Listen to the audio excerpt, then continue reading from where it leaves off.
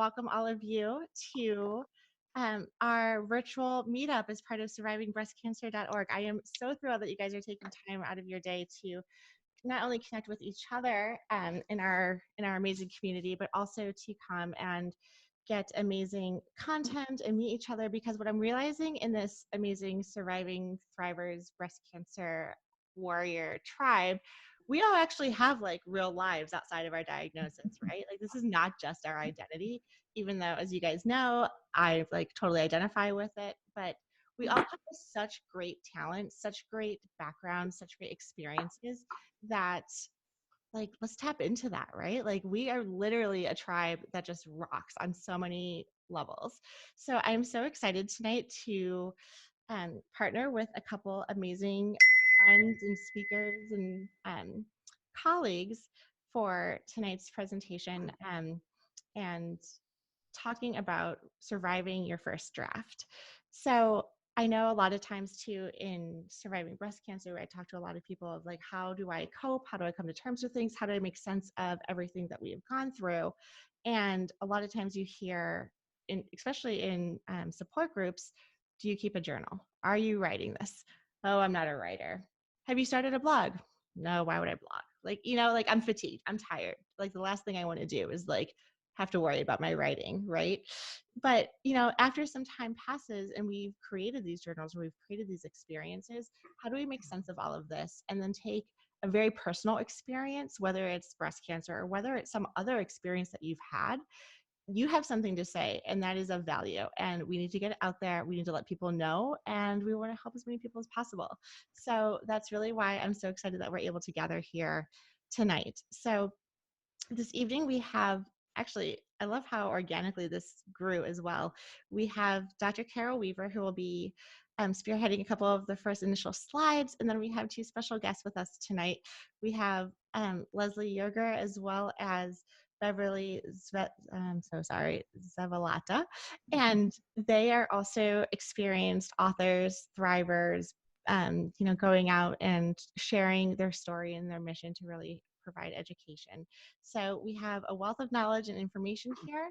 And I know later on we'll definitely go around the room, if you will, and do introductions and meet each other. But just who I see online, I mean, we have amazing people in the audience. We have podcasters, we have bloggers, we have social media influencers, we have people who have written books outside of the breast cancer realm, just talking about, grief and dealing with loss in general. We have people who are thinking about writing their first drafts or in the throes of, okay, I wrote it, now what? Do I go with a publisher or do I self-publish? And all of these questions. So thank you all for joining us tonight. I'm going to turn things over to our speakers. And Carol, if you want to kick things off. Hello, I'm so glad we have so many people interested in this. I have to start off with a quote by Lisa Rankin, who wrote Mind Over Medicine. She said that creativity reduces distress and symptoms in women with cancer. So if you've been keeping some kind of a journal and so forth, you're helping your own health.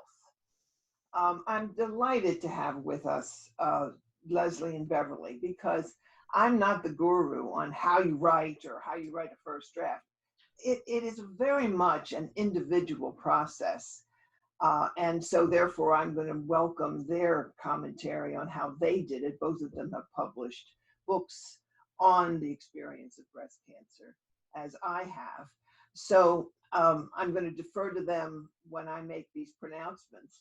I called it Getting That First Shitty Draft as a quote from Hemingway, who said, that's what you have to do first. You have to put down in writing the awful prose and the misplaced modifiers and the sentences that don't work before you can do anything else. So I'm focusing, and I hope Leslie and I think Leslie and Beverly will too, on that process. There's much to say about self-publishing, hybrid publishing, getting a copy editor. Beverly just told us about how her process was involved in someone who came in after the first shitty draft and shaped things. we're not going to go really that far. We're just going to talk about how you get to a bunch of papers with your stuff on it. So I'm going to tell you how I did it, and I'm telling you right now that I really have a PhD in English, and I still had a very hard time. I was writing about my experience with breast cancer. I got E. coli in the operating room. I had all these surgeries. It was kind of a mess. It wasn't your garden variety of a small lump, and that was it. So I really wrote about art, how art got me through, and so it's a kind of a distinctive way of getting at the process. In the next slide, Laura, am I? Yeah, I'll switch that 1 second. Uh, I'm going to tell you. I'm going to ask you to think about the most important thing for me was to finding a purpose, to figure out why I was going through this agony. For me, it was realizing that I didn't know anything about art, but these 12 or 13 pieces got me through the difficulties in the stages. And then even before that, maybe you're not writing about breast cancer. Maybe you're writing a fantasy novel about not having breast cancer, or you're writing a thriller, or you're writing a fiction that you've always had in your heart, and you want to write this novel with a passion. So that for me is the real beginning of the first draft. The book I'm writing now, and by the way, I'm almost finished my first draft. I will be next week. And every time I look at it, I cringe, but it's almost done. I had to write a purpose statement because I have a coach who's kind of nudging me through, and I'll tell you more about that later. But the purpose of my book, I have metastatic cancer in my spine. So the purpose of my book is, and I have it printed on my computer screen. That's why I'm looking over here. The purpose of my book is to show people with chronic or terminal disease how you can, through a system of spiritual and psychological stances, extend your life and have a vibrant life full of joy and wonder. Now that's kind of clunky, but basically that's what I'm trying to do, is to show people how I'm living a vibrant life despite this kind of death-defying diagnosis, and ways they might adopt to get away from grief and panic and depression and all those things. So getting a why is really important. In the next slide, maybe you'll share that with us a little bit later on if you have a why in your head. On the next slide, I have one of my favorite authors, and I think Beverly said the same thing. And I'm going to let them jump in here after this. Annie Lamott has got a great book called Bird by Bird. I recommend it to everyone writing. In it, she talks about her fourth grade brother who was crying because he couldn't finish an assignment about birds. And his father said, just sit down and first draw a pelican and then put your commentary next to it. Then turn the page and draw a crow and then put your commentary next to it. So she uses that as the metaphor for how you write. You just do it bird by bird. She also has a maxim of keeping one's butt in the chair. Sometimes you just have to just sit there and write whether you like it or not. I say don't worry about publishing because that's not part of this webinar. It could be something later that Laura would like to do. But I do think that what has helped me in this book, this third book, which I didn't have in my first book, is a roadmap. You know, outlines make me go, ooh, ooh. I'm just a sloppier person than that. I hate outlines, but I did come up with a roadmap. That is, I'm going to do these 12. I've got these 12 horrors, from loneliness to intimacy problems, grief, blah, blah, blah. So 12 buckets. And that has been so helpful to me. Now, what do you think? Did you have an outline, Beverly? Did you have an outline? I I did, although it wasn't an outline in the traditional sense. So let me introduce myself a little bit. Sure.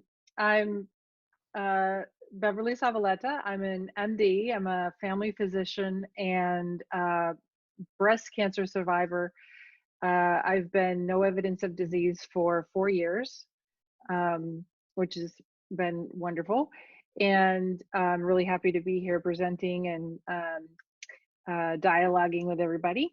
So, and I published a book in the fall called Braving Chemo, which is a nonfiction book.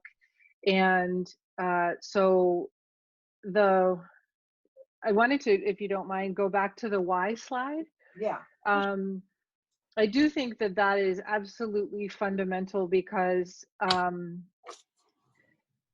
ultimately the why is going to be what sustains, well, I guess I'll rephrase it. For me, the why is what sustains me through all of the difficulties, which, just like any other project, I think you get really fired up and you have a great idea and you work on it, and then you hit some sort of challenge, or you feel disappointed or angry.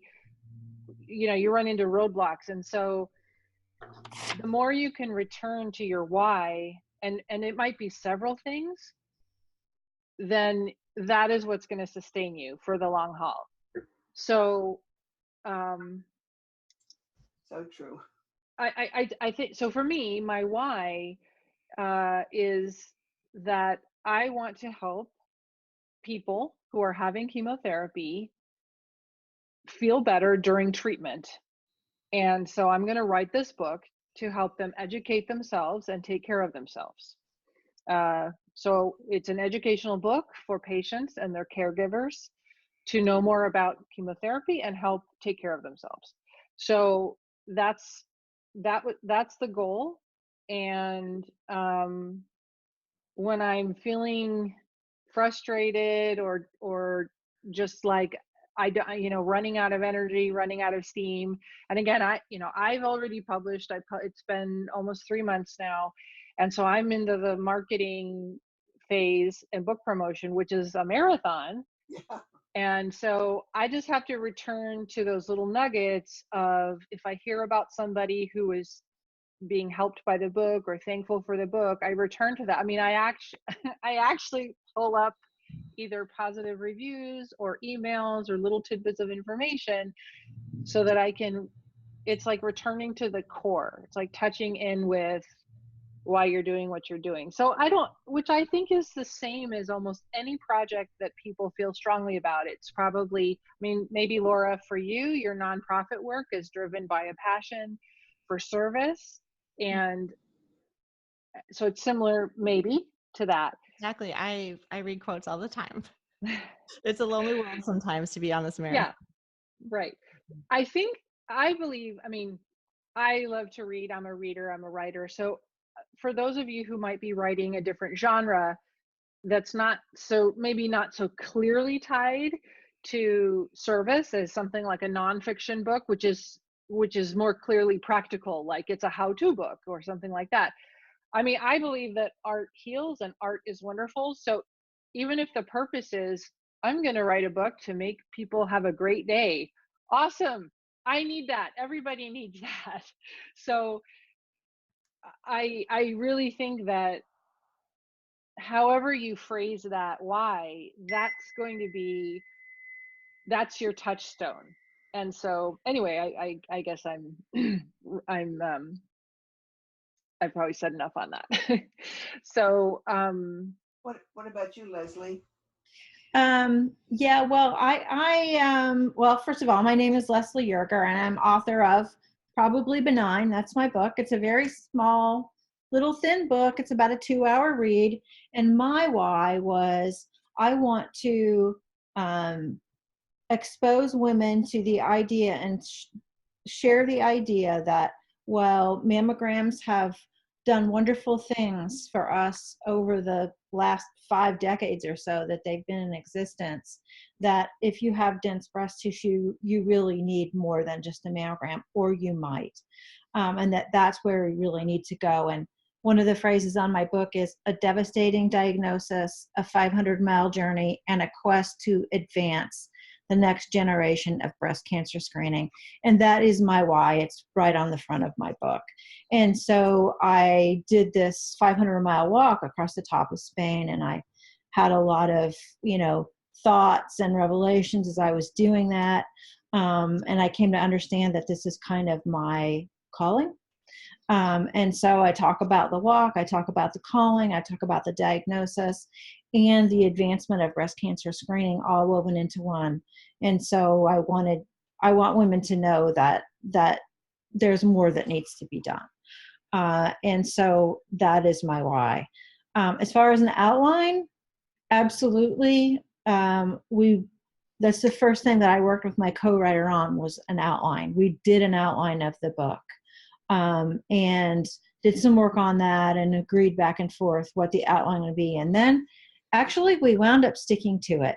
We kind of changed one of the chapters around a little bit from the original outline, but I think spending that time up front on your why and the outline is huge. We did this book in about 4 months, which is pretty fast. Wow. And I think it's because of all the upfront work that we did to know what we wanted the book to be like, what we wanted it to say, how we wanted to say it, and what we didn't want to do as well. So I think the upfront work is really, really important. Otherwise, you can really be muddling around a lot and getting frustrated. Yeah. So I'm happy to be here, and this is going to be a fun conversation. And there's no right way and there's no wrong way, really, to write a book. But I think there are some words of wisdom from us and many other people about how to do this. So thanks for everybody for being on. It's great. Thank you. And what I love about these introductions is that you guys are all coming from different backgrounds, different whys, different techniques for how you all published. So again, I totally agree. They're very rich conversation. Yeah, I wanted to go back to one of the things Beverly said earlier, that she did the same thing I did. I wrote my first book and I put it away for quite a while, and then went back to it and needed somebody to help me shape it. So it's true that everybody is different.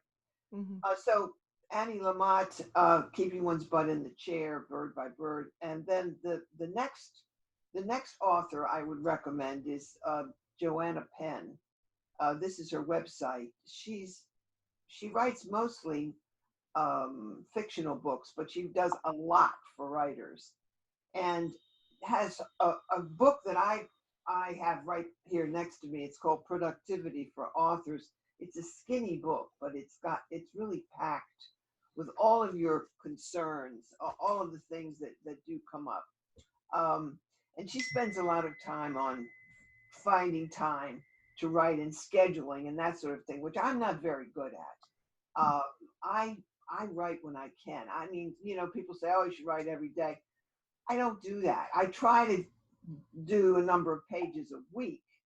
But writing every day is difficult for me because of my other projects. Though she does say quite a bit, and so does other people, about how you've got to fight those dragons that are pulling you away from the project. But she is really, really encouraging and offers some very good suggestions. She was an accountant for many years and she hated her job, and eventually she went from 5 days to 4 days a week. And that 5th day she started to write and changed her life. I've heard her speak, and she's very inspiring. She has a a blog and a podcast. So she's very accessible on the internet. I don't know. Did you, Beverly and Leslie, did you have any writers that you, people who inspired you, books or websites that you went to while you were writing? So actually, I listened to her also. I listened to her on the Ally podcast. I belong to Ally, which is the Alliance of Independent Authors. Yeah. So I belong to their organization, and then I listened to, they have a variety of different podcasts. So that's Joanna Penn and Orna Ross together. Yeah. So you can listen to the podcast without joining the organization. They have a lot of free content, but then if you want to join the organization, I don't think it's, well, I think it's like $75 a year. So that's not too bad for a year. And then with that, you get a lot of discounts in terms of self-publishing resources like software and publishing things. So that's ALLI for anyone who's interested. I also listened and looked at a lot of content from Dave, the guy who makes Publisher Rocket, which is a software that I ended up purchasing. It's not for everybody, but it's Dave Chesson, and his website is Kindlepreneur. Kindle is in the Amazon Reader product. So that's another good one. So those are two products that that's really more on the self-publishing as opposed to author process, but. Well, it all does blend together, and sometimes it's very exciting to read the self-publishing thing. I'm happy that you know about her, and at the end of this, if you want to send me an email, I can send you a list of other writers, other books on writing that may be helpful to anybody out there. One of the things that she presses on a lot is goals. So I said, I don't try to write every day, but I do make a goal. I'm going to Los Angeles on Thursday, so I've got to have that draft done. I must have this amount of written pages by the time of my birthday, or by the time I go out with my husband in 2 weeks to a special event. So if you give yourself a goal, it doesn't have to be writing every day, but something that makes you feel good after you've accomplished it. The next slide is by Seth Godin, and it brings up a kind of painful thing that sometimes you have to eliminate, and Joanna Penn talks about that too. You have to say to yourself, I can't do everything. I can't do fundraising for my church because I'm writing this book. Or I'll do it for you at a later time. Seth talks about this a lot.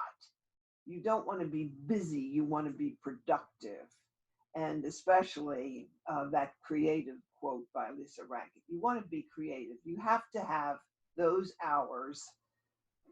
I need about 2. Then I have to get up and get a cup of coffee or something. But 2 hours where you let your mind float and get those paragraphs down. So that's not being busy. That's being productive and creative. And that's what a writer does. A writer gets into those modes as frequently as possible. I think the next slide actually does talk about the goal setting, but as I've said, one of the things, and I'd love to get some reaction to this from my colleague writers, and that is, this is from Joanna Penn. She says you could write 1,000 words in an hour. Can you write 1,000 words in an hour, Beverly, Leslie? No. Leslie, go ahead. I'm going to say no. That's a lot. I mean, for me, it really depends, because I think I mean, I absolutely have, but I would say that's not typical, like not consistently. Yeah, I would I think, agree. yeah. You can do it on So, days, but I think you really, I think you could do it if you really had a good idea of what you were going to write and how you right. were going to write it. That's the hard part, really, I think, is knowing what it is you want to say and how you want to say it. And then the words will come. So I suppose, 1,000 words an hour or whatever it was you said could happen if all that had happened beforehand. But usually it happens while you're trying to write, which slows you down. Yeah. Right. Yeah. In interruptions or Mhm. um, Just not being unsure about what you're going to say. yes. That's why the outline is helpful, because you're in this bucket and you should That's be right. thinking about that. But Uh-huh. I think that's a little bit ambitious myself. I figured it out that it's 350 words a page. So it's a little less than 3 pages. Like Beverly, I've had days where I've done that, but not always. Now, there is this, maybe you've heard of it, the NaNoWriMo project, which is every November. Um, there is a project where you write every single day, and the objective is to write 20,000 words in a month or more. And you're in a group, so you check in with one another. And I've known people who have done it, and they say that the writing is horrible, but you can save something from it. That the principle is, when you write that much, I used to date a novelist who said, if you write 100,000 words, you do not have grammatical problems. It's just the sheer brute force of writing that many words, which makes you a better writer. And I've noticed myself, when I've really put my pedal to the metal and haven't left the study for maybe 4 or 5 hours, something gets easier. There's something that goes into second gear or third gear, but it's hard. Writing is not easy. I don't care how much you've done it, but this NaNoWriMo is an interesting way to spend a month. Every day you leave the laundry to the side, you don't cook many dinners, and you write, and count the number of words. And then you've got the basis of something. So it's the ultimate how to get a shitty draft, I suppose. I'm not sure if it works all the time, but I've known people who do claim that it gets you going. I would agree with that, Carol, actually. And speaking of like writing every day for a month, I know there's a lot of us also in the blogger space. In October, we try and publish a blog a month, right? Can you go Do you? 31 days writing some sort of content in terms of breast cancer awareness and publishing? And I have yet to succeed at doing it for 31 days in October, but I challenge myself. It would be amazing to be able to just practice the skill set and the art of communication, of writing, of investigating. And really, but I think by the time, I don't know what the magic number is or whatever that hump is, but I feel like you go over the perfection, right? You no longer become the perfectionist. Your grammar is out the window. Yeah. You get into that very creative space of, okay, I talked about X, Y, and Z that are the hot topics. Now I'm on day 27. What can I put in there that my readers still want? And I think that's really where the magic happens. Yeah. Yeah, it is. I tend to try to be a lyrical writer, so I'm into metaphors and similes and that kind of thing. You can't do that when you're pressed. Mm-hmm.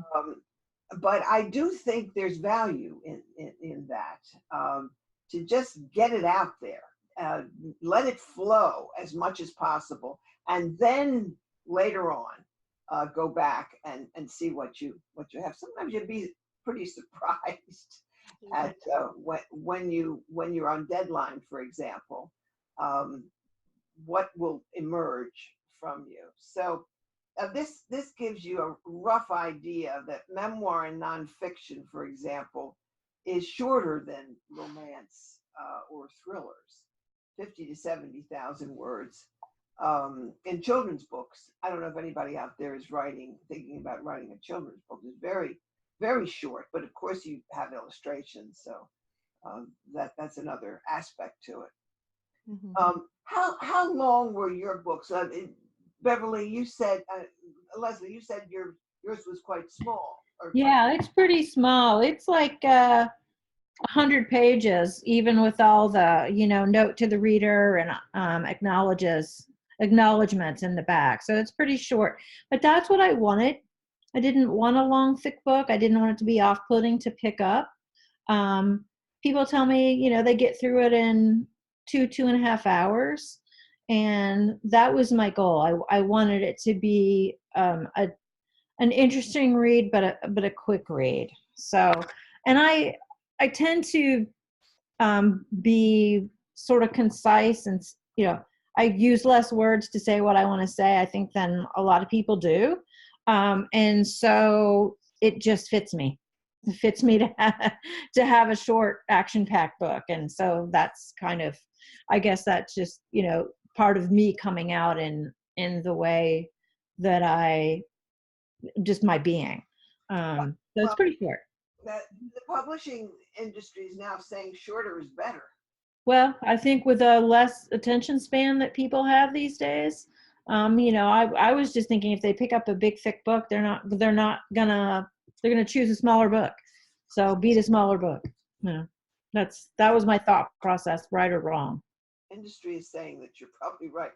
I just had a query from one of the participants for you to show the cover of the book. Can you do that? And can you do the same, Beverly? Oh, yes. Mm-hmm. Can you guys see it?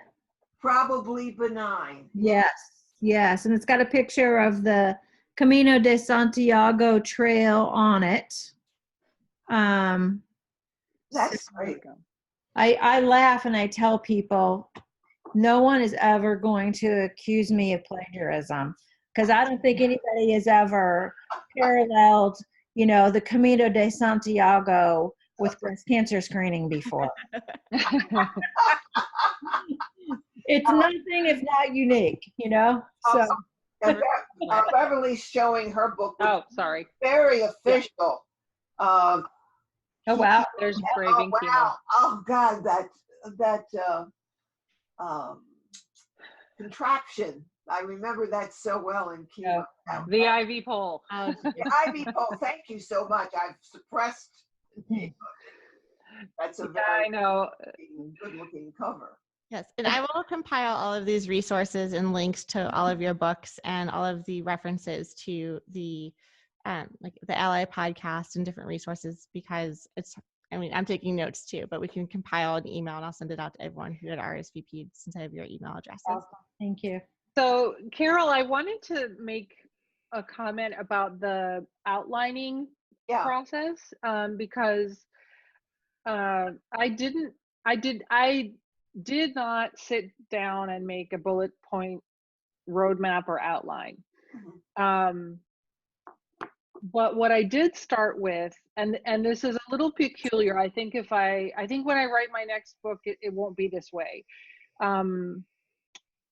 I had a stack of communications that I had with friends and other people about this topic.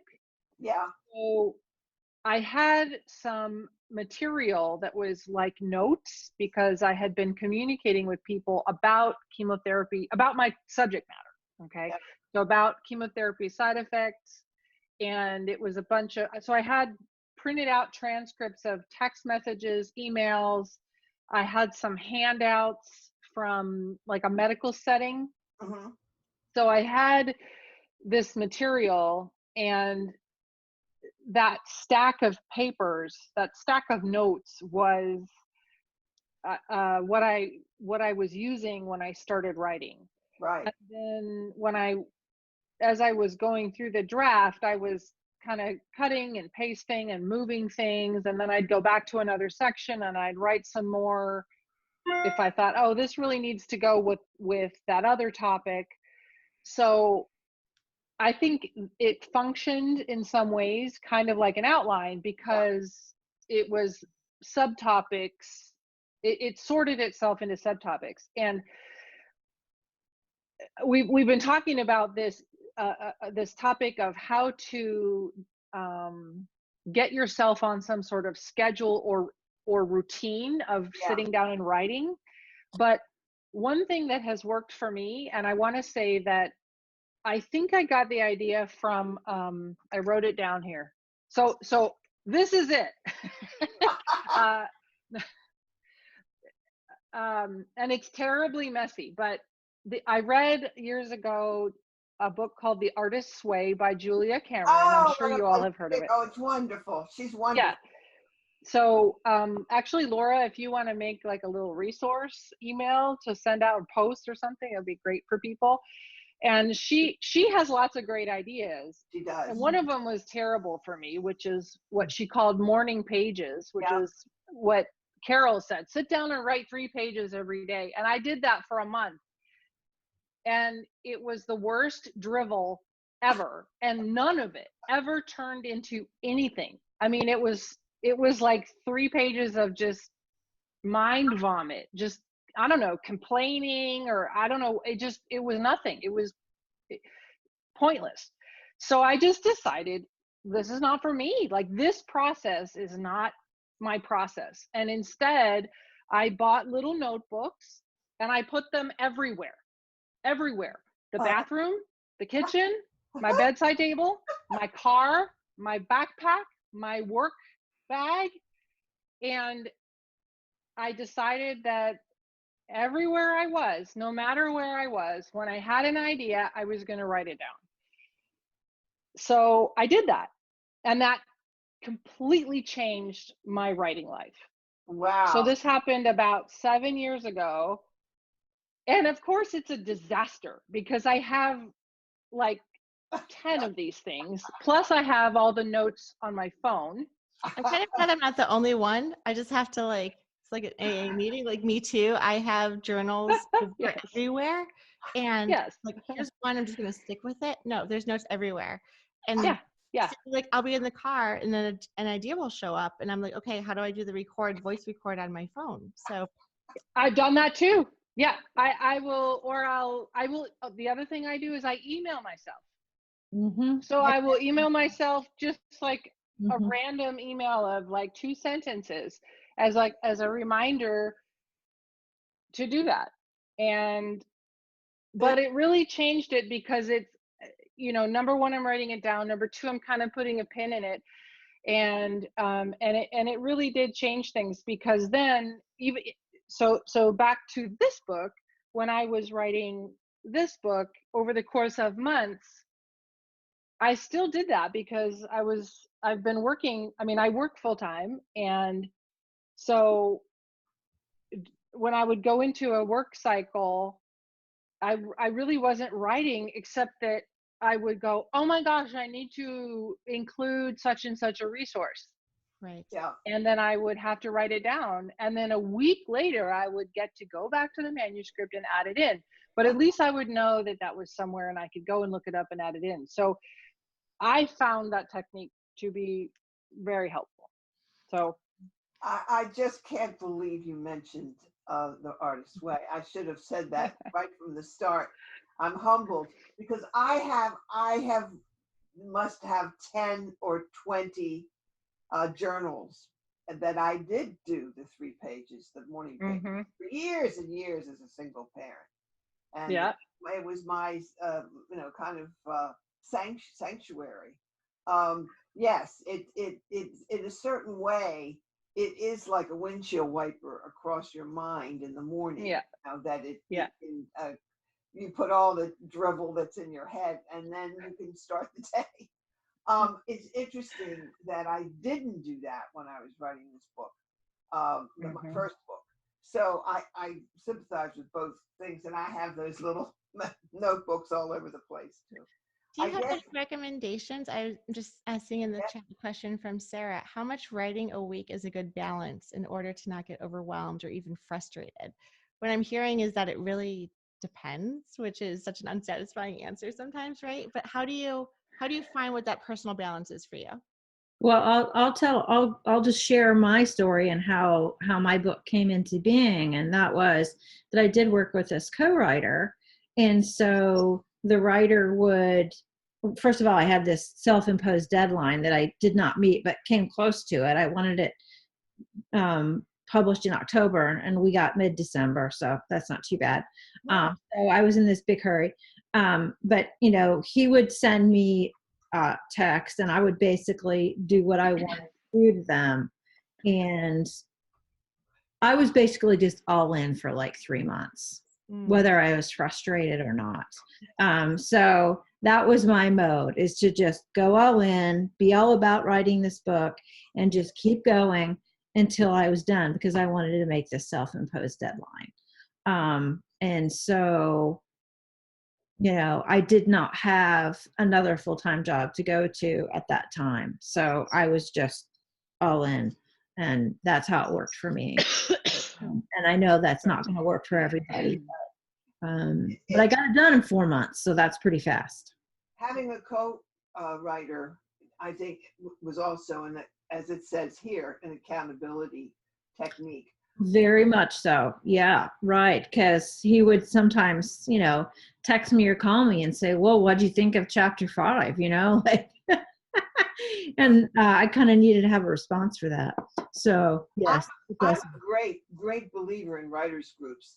When I went back, as Beverly was saying, she put things aside. When I finally did decide to publish the book, I joined a writers group. There were 7 of us with a writing coach. Mm-hmm. We had to have 5 pages every Wednesday. Oh, well, yeah. Group. Now, I could have killed myself on Tuesday night. It was still the best thing. In 6 months, I had a draft. So that was my first book. With this book, I am so bad with accountability. I hired a coach whom I speak to every Thursday at 1:00. And there are 5 other people on the call.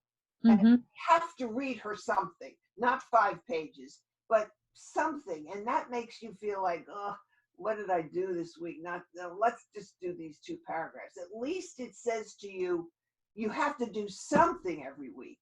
Yeah. So I think whatever your accountability is, you need something like, I think most people do. Maybe not. If you say you've got 3 months and you have to do it, then you figure it out, Yeah, I think that my self-imposed deadline, which I convinced myself was it's going to be the end of the world if I didn't meet, which is wrong, totally. The world did not come to an end, and I did not meet it. I was 6 weeks late, which still isn't too bad. But I think that was the best thing that ever happened, because I'd still be diddling over, chapter 3.5. If I hadn't decided this is going to happen this summer, and then I'm going to be done, and then I'm going to publish it. Yeah. That's it. Could we look at the last slide? And because I'd really like to hear from the people who are listening. I agree. About yes. what they have and what they are thinking about. Toni Morrison says, right at the edges of the day is a sort of a poetic way of putting it, that I find that if I could do it in the morning, that's the best, before everything starts. And there is actually a group called the 5 a.m. writing group that you can join, and they'll keep you on track. But some people just like to do it. They like to put the kids to bed and sit down at the computer like Joanna Penn did, or go to a coffee shop and put the earphones on and write there. But the statement that you are fighting with a dragon every day or every time you sit down to write, and you have to think of it that way in a way. It's not easy. It is not easy, but it's so worth it, especially if you have a purpose, as our 2 writing compadres did. Yeah. All right. So did you have anything to add to that, Leslie? No, I think it's a great idea to open it up to the people that are listening to see what questions they have or what's on their mind about this. Yeah. Well, thank you all for providing such a thorough overview about your unique processes, how to get started, some great resources. And I love this ending metaphor of just like the dragon and writing. I think that could relate to so many aspects of our own lives. So I'm going to unmute everybody so that way you guys can like chime in and ask questions. But if you have something going on TV or something in the background, just please mute yourself. But I do want to call upon one of our guests who's here. Let's see, unmute all. There we go. Abbie Power. She is a dear friend and colleague as well, and she recently just finished the writing process. So if I can just put you on the spot quickly, if you would like to introduce yourself, and then also what key takeaways do you have from all of this? Does it resonate with what process you went through? I know you just are living in it right now too. So I would love to hear from you. Can you hear me okay? Yes. Yes. Okay, perfect. Hi, everybody. My name is Abbie. I know Laura from our day-to-day jobs and from lots of other activities. So thank you for letting me be here. You presented at our first fundraiser too, like 2 years ago. Yes, So yes, of course. That was so much fun. It was such a great event. Lovely to meet everybody. So as Laura said, I just finished my manuscript. I started writing, I'm actually in a master's program right now, so it actually first started out as my capstone project. So that gave me a lot of direction in terms of I need to get this done. So I had a deadline already in mind, and I didn't want to let anybody down. So I started the research process this summer, and actually the book didn't start out anything I thought what it turned out to be. So it completely changed, and I really gave myself into the writing process and what I wanted to do and what was really in my heart. So it turned into a book really about the death of my father and the grieving process and about loss and all of the ways that I went through the process and what I did to get to this point where I feel ready to fly again in life. So it's called Bluebird. I'm currently in the editing process stage and setting it aside for a little bit just so I can come back at it with fresh eyes before I begin the publishing process of deciding what to do from there. But it was an intense process for me. It was just a lot of work. Mainly, I have a 6-year-old son, and so it was a lot of days at the dining room table, doing my morning pages as well, every morning at 4:30 or 5 in the morning, just to unblock some of Yeah. those cobwebs and really helped get the ideas flowing. So I also, when I felt stale at my house, I'd go to like a bookshop and a little coffee shop or bookstore just to get the ideas flowing as well. But one thing I've noticed, I had to learn what works best for me, and I realized that all of my ideas happen when I'm in motion.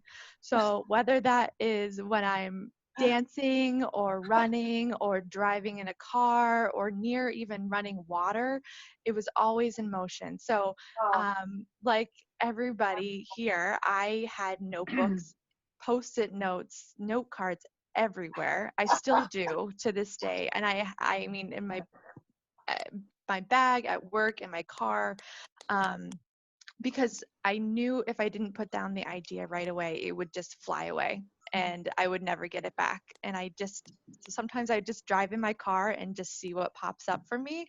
And another tip that I did was that I write better when I write to music. So I have to feel the words, and I need to feel that emotion, especially for the topic that I was writing about. I needed to get back into that state of mind of how I felt during that time of my life. So writing to music doesn't work for everybody, but it really works for me, and I see that on the page. So sometimes I have different soundtracks based on the different chapters. So it's interesting to see how that goes. But yeah, it's just, it's really a trial and error process. And like I said, right now I'm just giving it some time to breathe again, to come back to it with fresh eyes, because sometimes I just wanted to throw it in the garbage, and I was like, I'm so sick of this. But it's definitely worthwhile, and my book will be the same. It's going to be more of a short 100-page book, so somebody can just pick it up, use it as a resource for any type of loss or grief, and something that they can, really cozy up to. So yeah, it was an intense but really rewarding process. And some days it was hard to have the push to do it, but I did try to, be consistent in writing. But that's good. That's good.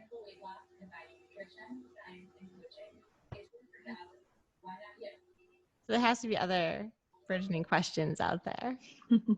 Or watch out, I'm going to cold call on you. Holly, are you still there? Talk about your writing process. Oh, yes, I'm here.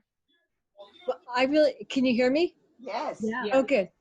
So I'm not on camera because I'm not camera ready, like Carol always is. But I will say that I've been reading like tons of memoirs and books about writing. And I'm writing a book about my grandfather, my elusive, mysterious grandfather, who my grandmother burned everything about because she didn't want anyone to really know anything about him, which of course prompted my aunt and I to be like, what? We got to find out everything about him now. But it's sort of becoming this whole story about my 30 plus year search for him through the archives of the internet and actually traveling all over the, not all over the world, but to where he lived. And I'm currently translating his book from German, which I don't know German, but luckily there's the internet that you can try to figure that out with. But I did come across a really great book called Making a Literary Life by Carolyn C., which I would recommend people to read because, I've read a lot of books about, writing these sort of things, but this one is really, really good. And it just goes over every single aspect of what you might be thinking about in terms of the plot,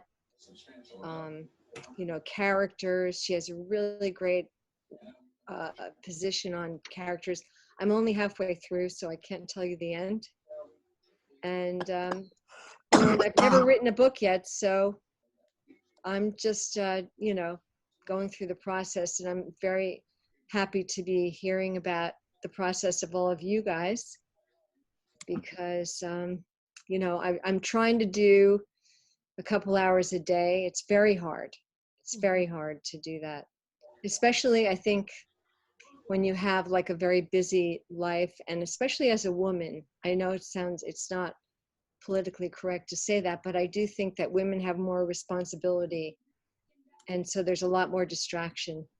So it's very hard to really say, okay, I'm going to do this today, and then someone has to go to the doctor, or there's some crisis or something, so everyone looks to you to kind of deal with it. So that's someone outgrew their clothes overnight. That one I haven't come across yet, but It goes on and on and on. yeah, it goes on and on. I actually I listen to a lot of books. I don't read, I read a lot, but I also listen to audiobooks, and you can get them free through your library, actually on your iPhone. And so I do this all the time. But I'm listening to Anna Morrow Lindbergh's Yes. autobiography right now. It's something about by the sea, something by the sea. Yes. That's And lovely. I'm only just in the first 2 miles. Where I walked 2 miles today, and I listened to. So I'm there in that part. Just about, she talks about that very thing that had been going through my mind. So Yeah. Is Sheila there? Sheila? I saw Sheila's picture. Sheila, are you there? Can you say something about the writing process? You've written a couple of books. Are you there? I think she may have. I saw her picture for 1 second Yeah, for some me reason. too. She may have moved think on. Anybody else want to give us a little bit of advice and encouragement? Well, I have a couple of questions. Yes, Go William? ahead. Yeah. All right. Well, there's two questions. One is about the editing process.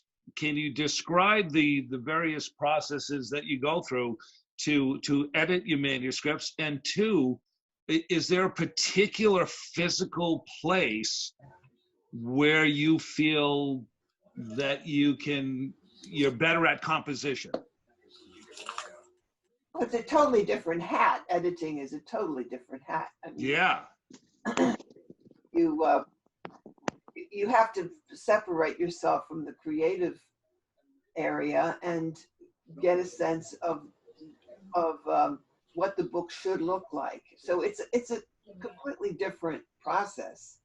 So William, I think that's another webinar. Mhm. Okay. A lot of people do hire others, at least to do it with them. You know? Right. And it's a different kind of agony, I guess. Yeah, I mean, I typically edited Laura's doctoral dissertation, and I do all of the edits for the newsletter and a lot of editing for the correspondence and whatnot. And an awful lot of times I get books thrown at me and various pieces of fruit. So I was just curious as to how the process works between the editor and the writer. So maybe we do save it for a future webinar. Well, as the writer, I have to say thank you for validating my crazy idiosyncrasies of having books posted everywhere. So, William, what I'm doing is totally appropriate. I have a question though for any of our writers out there. Have you ever in your editing process just ever pressed delete? Have you gotten through to a point in like your manuscript? Oh, yes. I'm going through like a Oh, you mean the whole thing? or like a substantial part? Like, have you gotten to a point where you're like, you know what? I've been writing, this is practice, this is first draft, but I'm on page 50 and now I'm starting to write. Well, killing your darlings, I have never really deleted that much, but I have deleted chunks. Mm-hmm. And that's very hard. But that's part of the editing thing. I don't think you should do that in your first draft. Sure. You should So, put it aside and let it cook. And then, I did a lot of deleting and starting over. did you? Yeah. Not the whole thing, but maybe a section. I'd be like, yeah, you know what? That isn't fitting in. It just doesn't fit in. It might be some good words, but it's not fitting into what I want to say. So out you go. I was pretty harsh with the pen. So yeah, I did do that quite a bit. Mm-hmm. So I did it a different way. Can y'all hear me? Yeah. Still? Okay. I created different versions and would just save new versions, and I had a folder for old versions. And that, I guess, a bit of it's a bit like pack rat process, because I mean, it was very rare that I wanted to go back to an older version, but occasionally, there were maybe just one or two times where I would go off on a tangent and I would do something, and then I come back and I was like, what was I thinking last week? And so then I would go back a version or two versions of a particular section and say, I really think I had it right the first go round. Mm-hmm. And then I would pull a big section out and put it back in. It was fairly rare, but for that reason, I didn't want to just totally erase it. Right. So it means that I have folders that are full of lots of old versions, and I may purge it at some point, but I guess my recommendation would be not to just totally delete it. In other words, especially if you're writing fiction. I think if you're writing fiction, definitely don't do that. Like, just cut it. I mean, cut it out and then put it somewhere else, give it a label and save it. Think of it just like a big sticky note that you might use later. You know, maybe that character is supposed to be in a different book, Mm-hmm. you know?